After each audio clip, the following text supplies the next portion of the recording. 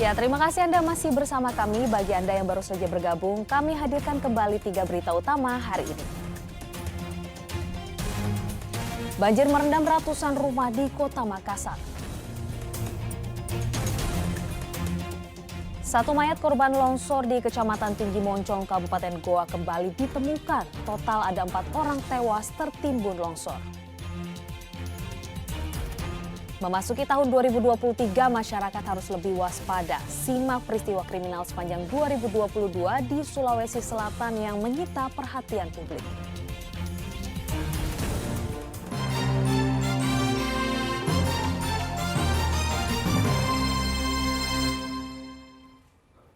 Polisi menetapkan Ketua Panitia Insiden Tarik Tambang Maut di Jalan Sudirman, Kota Makassar sebagai tersangka. Meski berstatus tersangka, polisi tidak melakukan penahanan.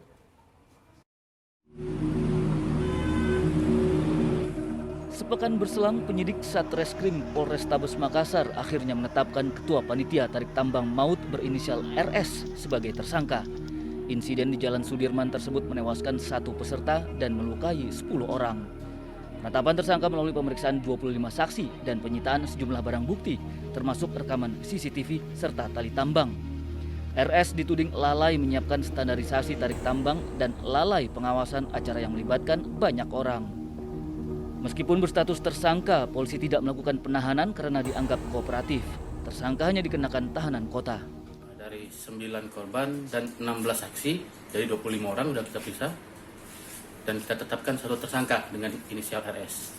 Itu statusnya apa dia dalam kejadian itu? Dia sebagai ketua panitia dan bertanggung jawab dengan kegiatan tersebut.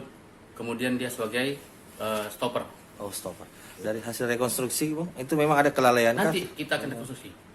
Dan itu pasal apa dan yang Pasal 359 dan 360. Karena lalai mengakibatkan orang meninggal dunia dan luka berat. Ancaman kurungannya? 12 tahun. Minggu pagi 18 Desember 2022 saat Car Free Day, 5.000 peserta mengikuti tarik tambang di Jalan Sudirman, Kota Makassar. Ajang yang digelar Ikatan Keluarga Alumni Universitas Hasanuddin Makassar ini untuk memecahkan rekor dari Museum Rekor Indonesia. Awalnya kegiatan berlangsung aman, namun tarik tambang berubah jadi petaka saat tali tambang sepanjang 1.000 meter yang ditarik para peserta mendadak lepas. Wanita bernama Masita tewas di lokasi usai kepalanya terbentur beton pemisah jalan. Selain menewaskan 1 peserta, tarik tambang maut juga melukai 10 orang. Wali Kota Makassar, Ramdan Pomanto, menyampaikan duka cita dan menyebut insiden tersebut murni kecelakaan. Andi Muhammad Sardi melaporkan dari Kota Makassar. Memasuki tahun 2023, masyarakat perlu meningkatkan kewaspadaan mengingat masih banyak tindak kejahatan sepanjang tahun 2022 dari pelaku yang belum dikenal hingga orang terdekat. Bahkan pelaku bisa melukai ataupun menghabisi nyawa korban. Berikut rangkuman aksi kriminal di Sulawesi Selatan yang menyita perhatian publik sepanjang 2022.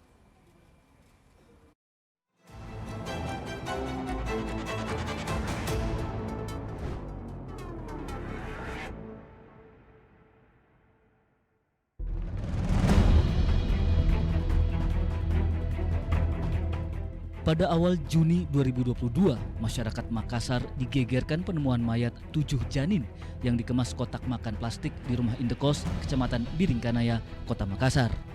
Salah satu kamar telah terpasang garis polisi. 7 janin yang dikemas kotak makan plastik ditemukan dalam kamar kos pada Minggu 5 Juni 2022. Penghuni terakhir kamar tersebut adalah seorang wanita berusia 26 tahun.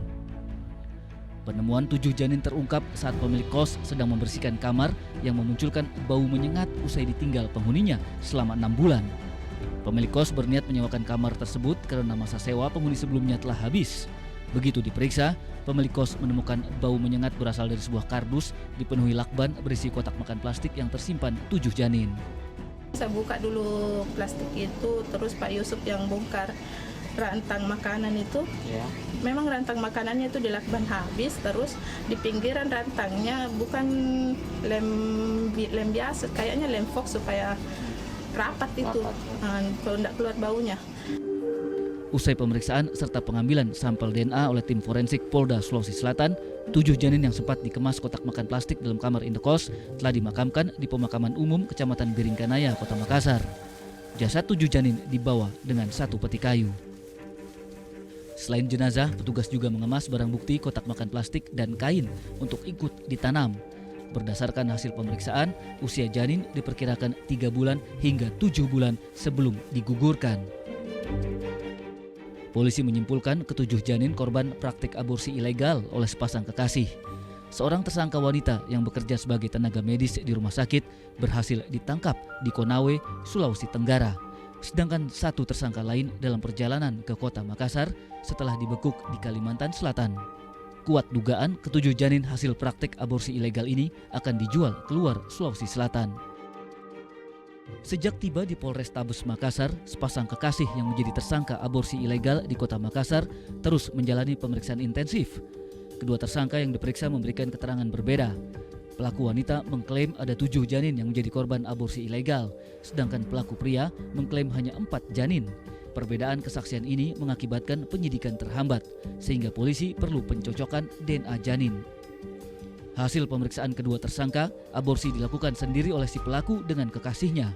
Tersangka perempuan mengaku sengaja menggugurkan kandungan sejak tahun 2012 karena termakan rayuan sang kekasih setiap berhubungan badan hingga hamil. Janin akan dikubur bila jadi dinikahi kekasihnya. Hamil, karena hamil di luar nikah, karena malu terhadap keluarga, akhirnya sepakat untuk digugurkan, kan, dengan perjanjian bahwa nanti akan dinikahi. Ternyata di tahun berikutnya hamil lagi, digugurkan, ya kan, tetap janji akan dinikahi sampai dengan 2017. Itulah sebabnya kenapa janinnya itu selalu dimasukkan dalam box plastik dan dibungkus dalam kardus, kemudian dilakban. 2 bulan penyidikan, polisi merampungkan berkas kasus aborsi ilegal 7 janin di Makassar. Hasil tes DNA 7 janin yang terima penyidik dari Mabes Polri identik dengan DNA pasangan kekasih yang telah ditetapkan tersangka. Pemeriksaan DNA ini mematahkan keterangan ayah ketujuh janin yang mengklaim hanya 4 janin bayi yang digugurkan kekasihnya sebagai ibu janin. Berdasarkan hasil tes kejiwaan juga terungkap keduanya dalam keadaan normal dan sadar melakukan tindakan bejat tersebut dan terbukti sebagai orang tua janin. Banyak orang menanti kehadiran buah hati, tapi pasangan ini justru sengaja menggugurkan kandungan berulang kali. Guna mempertanggungjawabkan perbuatannya, kedua tersangka terancam penjara seumur hidup.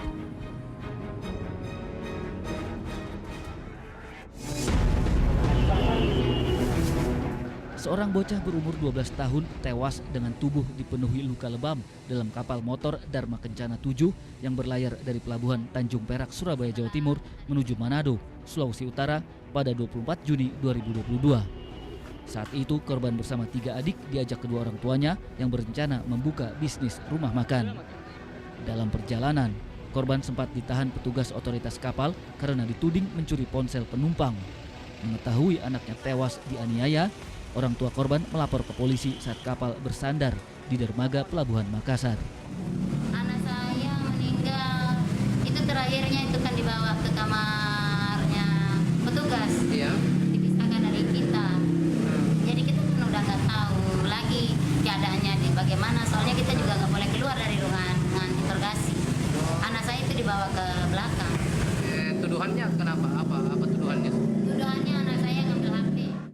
Selain orang tua korban, 6 saksi turut diperiksa polisi, meliputi 3 penjaga keamanan kapal, 2 anak buah kapal, dan 1 penumpang. Selang untuk menganiaya korban hingga tewas juga disita. Setelah pemeriksaan intensif 4 hari, polisi akhirnya menetapkan 6 tersangka kasus kematian bocah 12 tahun dalam kapal motor Dharma Kencana 7. Penetapan ke-6 tersangka melalui gelar perkara serta pemeriksaan saksi, termasuk hasil keterangan kedua orang tua korban. Ke-6 tersangka meliputi 3 petugas keamanan kapal, 2 anak buah kapal, serta 1 penumpang. Penyidik Polres Pelabuhan Makassar memastikan korban tewas dianiaya. Dari penyelidikan, tuduhan korban mencuri ponsel penumpang seorang pejabat Lembaga Pemasyarakatan Kendal belum terbukti. Guna mengusut tuntas kematian korban, penyidik berkoordinasi dengan Komisi Perlindungan Perempuan dan Anak Kota Makassar sekaligus pemerintah Provinsi Sulawesi Selatan. Sudah kita tingkatkan statusnya menjadi tersangka berdasarkan dari gelar perkara dan juga semua kesusipan saksi dan juga alat bukti. 6 orang ini perannya masing-masing seperti apa dan bisa dijelaskan? Semua punya peran masing-masing. Korban ini diduga awalnya mencuri handphone dari salah seorang penumpang kapal. Jadi petugas keamanan kapal melakukan pengamanan dan juga juga menginterogasi korban, namun dengan cara kekerasan hingga berujung pada korban meninggal dunia. Kalau untuk motif pencurian sendiri Bang, bagaimana? Apa sudah terbukti atau bagaimana Bang? Sampai sekarang untuk barang bukti handphone itu belum ditemukan. Jadi memang belum bisa kita pastikan bahwa korban ini memang mencuri. Kalau memang Bang yang punya handphone siapa Bang sebenarnya Bang? Kalau yang punya handphone itu salah seorang penumpang kapal. Beberapa hari usai penetapan tersangka, polisi militer Angkatan Laut menggelar rekonstruksi bocah berumur 12 tahun yang tewas dianiaya dalam kapal Dharma Kencana 7 di Pelabuhan Makassar. Dari 23 adegan yang diperagakan selama 2 jam, muncul fakta baru. Selain melibatkan pejabat lembaga pemasyarakatan yang diduga menjadi dalang penganiayaan, kematian korban turut menyeret 2 anggota TNI Angkatan Laut sebagai pelaku. Keduanya berpangkat Koptu, bertugas di Lantamal, Surabaya, Jawa Timur dari Yon 5 Infanteri Marinir. Mereka telah ditahan di Polisi Militer Angkatan Laut. Terseretnya 2 tentara ini juga melalui pemeriksaan Ratnasari ibu korban oleh Polisi Militer Lantamal 6 Makassar. Untuk rekonstruksi dari pemain apakah benar ada ini dari anggota TNI juga? Ya betul, ada 2 orang oknum TNI AL yang terlibat. Dari rekonstruksi apa perannya mereka ini? Dia memang terlibat langsung dalam penganiayaan itu. Setelah anaknya tewas dianiaya dalam kapal motor Dharma Kencana 7, Ratnasari meminta keadilan. Ibu korban berharap tersangka utama, yaitu pejabat lembaga pemasyarakatan atau Lapas kelas 2B Kendal, mendapatkan hukuman. Sang ibu mengklaim pejabat tersebut sebagai pemicu anaknya tewas dianiaya karena dituduh mencuri ponsel. Penyidik Polrestabes Makassar telah menggelar rekonstruksi tertutup kasus bocah yang tewas dianiaya dalam kapal Dharma Kencana 7. Ada 100 adegan yang diperagakan dengan melibatkan sejumlah saksi dan 6 tersangka. Dari rekonstruksi terungkap, korban dianiaya secara sadis oleh para tersangka saat perjalanan dari Pelabuhan Tanjung Perak, Surabaya, Jawa Timur menuju Manado, Sulawesi Utara. Orang tua mengetahui kematian anaknya begitu transit di Makassar. Alasan penganiayaan, korban dituding mencuri ponsel penumpang tidak terbukti.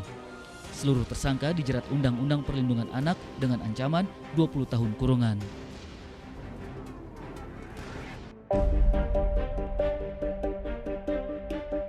Rekaman video penemuan mayat perempuan hasil mutilasi menghebohkan warga pinggir sungai Biangloe dekat pemandian Eremerasa, Kabupaten Bantaeng. Potongan kaki korban ditemukan tidak jauh dari badan korban yang mengeluarkan bau tidak sedap. Usai menerima laporan, tim Inafis bersama tim forensik Polda Sulawesi Selatan segera tiba di lokasi dan melakukan olah tempat kejadian perkara. Guna keperluan autopsi, jenazah dibawa ke Rumah Sakit Polri Bayangkara Makassar. Penemuan jasad mutilasi ini bermula saat seorang warga yang melintasi sungai mencium aroma busuk. Setelah ditelusuri, ternyata potongan kaki serta badan berseragam SMA. Tidak lama berselang, identitas korban segera diketahui polisi dan pelaku mutilasi berhasil ditangkap. Korban berumur 16 tahun dan pelaku adalah kekasihnya berusia 17 tahun. Keduanya warga kecamatan Eremerasa. Pembunuhan dipicu sakit hati. Korban dituding berselingkuh usai pelaku melihat foto pria lain di akun media sosial korban. Pelaku mengajak korban ke Sungai Biangloe pada 1 September 2022. Sejak saat itu, korban dinyatakan hilang. Pelaku semakin marah saat ajakan bersetubuh ditolak korban. Pelaku mencekik korban hingga tewas kemudian melakukan mutilasi. Usai 10 hari pencarian, mayat korban ditemukan. Sehari berselang, polisi menangkap pelaku mutilasi. Berdasarkan perkembangan penyidikan, polisi menemukan fakta baru. Pelaku tidak memotong tubuh korban dengan batu, melainkan menggunakan badik. Sang pacar kini dijerat pasal pembunuhan berencana dengan ancaman hukuman mati. Itu rencana digunakan untuk melakukan eksekusi terhadap yang bersangkutan.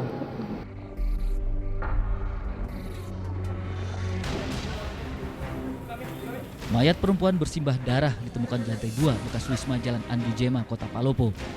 Usai menerima laporan, polisi segera mendatangi lokasi penemuan jenazah. Korban dipastikan dibunuh karena terdapat luka tusukan. Warga sempat mendengar teriakan dari lokasi sebelum korban tewas. Korban yang mengelola kafe milik tantenya di bangunan ini memiliki suami dan 1 anak. Jenazah dibawa ke Rumah Sakit Umum Daerah Saweri Gading, Palopo untuk keperluan autopsi. Tidak perlu waktu lama, polisi berhasil meringkus pembunuh korban. Pelaku pembunuhan ternyata suami korban. Pemuda bernama Ansar alias Rahmat ini diringkus di rumah tantenya Kelurahan Pajalesang, Kecamatan Wara. Sebelum pembunuhan, pelaku terlihat mendatangi korban bersama anak satu-satunya hasil perkawinan mereka. Pelaku hendak meminta korban mengantar anaknya ke rumah sakit untuk berobat. Namun permintaan pelaku ditolak korban. Hubungan pasangan suami istri ini tidak harmonis. Mereka 3 bulan pisah ranjang. Korban tewas dengan 2 luka tusuk. Polisi menyita sebilah badik dan ponsel sebagai barang bukti. Pelaku sempat dibawa ke rumah sakit untuk menjalani perawatan akibat luka tusuk pada bagian perut yang diduga dilakukan korban sebelum dibunuh. Ternyata sarung badik yang diduga milik pelaku itu mengerucut kepada pelaku yang tidak lain adalah suami korban atas nama Ansar. Kami mendapat informasi bahwa pelaku juga mengalami luka, melakukan penyisiran ke beberapa rumah sakit atau puskesmas yang ada di sekitar TKP dan termasuk yang ada di Kota Palopo ini. Namun pelaku berhasil kami amankan. Aksi kriminal lain yang perlu diwaspadai dan sering menghantui warga sepanjang 2022 adalah serangan geng motor. Komplotan geng motor menyerang perumahan pejabat pemerintah Provinsi Sulawesi Selatan di Jalan Herstasning, Kecamatan Rapocini, Kota Makassar. Kawanan ini melakukan provokasi terhadap satpam perumahan dengan batu dan anak panah atau busur. Para pelaku nekat menerobos portal perumahan. Petugas keamanan segera meminta bantuan polisi. Dari penyisiran, polisi menangkap 5 remaja yang diduga pelaku penyerangan. Sejumlah anak panah serta parang turut disita. Motif penyerangan diduga dipicu kekecewaan kawanan geng motor yang tidak terima judi balap liar dibubarkan polisi. Lokasi judi balap liar mereka hanya berjarak 700 meter dari lokasi penyerangan. Namun kelima remaja yang diduga pelaku penyerangan akhirnya dibebaskan usai para orang tua dipanggil ke Polsek Rapocini. Datang di sini melempar batu. Ke dalam kompleks ini. Selain batu apa, Pak? Busur. Terus kita diapakan, Pak? Di poski? Iya, disuruh kasih naik portal tapi saya tidak kasih naik. Iya. Langsung diancam saya punya badik. Begini, jangkut, pulang. Oh, nancam Kibadi, Pak? Di Dadata? Iya. Berapa orang masuk ke dalam apa tadi? Ada sekitar 7. 7 orang menyerang. Tapi banyak di luar sini. Oh, banyak di luar situ sih. Lebih berapa orang? Ratusan? Ratusan. Awal Oktober 2022, komplotan geng motor kembali melakukan penyerangan di Kota Makassar. Puluhan remaja menyerang permukiman warga dengan batu dan anak panah di Jalan Balaparang, Kecamatan Rapocini. Mereka tiba-tiba berhenti depan gang melepaskan anak panah ke arah pemuda yang nongkrong dalam gang. Serangan kawanan ini semakin beringas setelah warga menutup pagar pembatas sehingga orang luar tidak bisa masuk permukiman. Namun para pelaku terus melempari rumah warga dengan batu dan balok. Hampir 30 menit berselang, serangan berhenti saat polisi tiba dan para pelaku melarikan diri. 3 remaja yang tertinggal rombongan berhasil ditangkap polisi. Ketiganya mengaku hanya ikut-ikutan melakukan penyerangan usai mengikuti pesta minuman keras. Akibat penyerangan, 1 warga terluka kena anak panah pada lengan kanan. Dia waktu datang berapa banyak orang? Banyak sekali. Naik apa itu? Naik motor. Naik motor. Apa yang dia lakukan, Pak? Ini dia Pintu. Dia mau robohkan begitu. Iya. Menyerang tiba-tiba begitu. Dia pakai apa tadi? Menyerang, Pak? Dia pakai busur, batu. Itu botol apa dipakai. Ada yang sempat kena atau bagaimana? Ada. Guna mencegah tawuran dan teror oleh geng motor yang menggunakan senjata tajam, polisi semakin gencar patroli di Kota Makassar awal Desember 2022.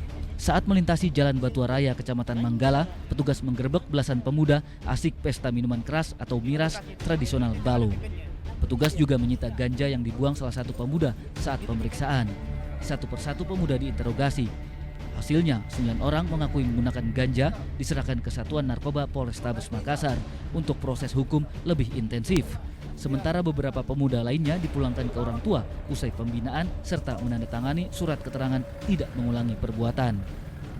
Kegiatan rutin ditingkatkan, menciptakan situasi yang aman tersebut dengan senantiasa melaksanakan patroli di tempat-tempat yang dinilai rawan dan sesuai dengan jam-jam rawan. Apalagi ini akhir tahun, kita sebagai mana kita ketahui biasanya di akhir tahun itu peningkatan situasi atau volume kegiatan masyarakat semakin meningkat.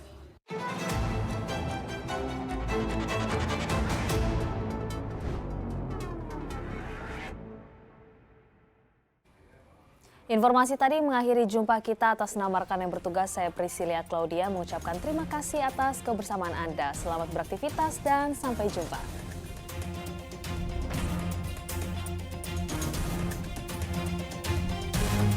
Jakarta.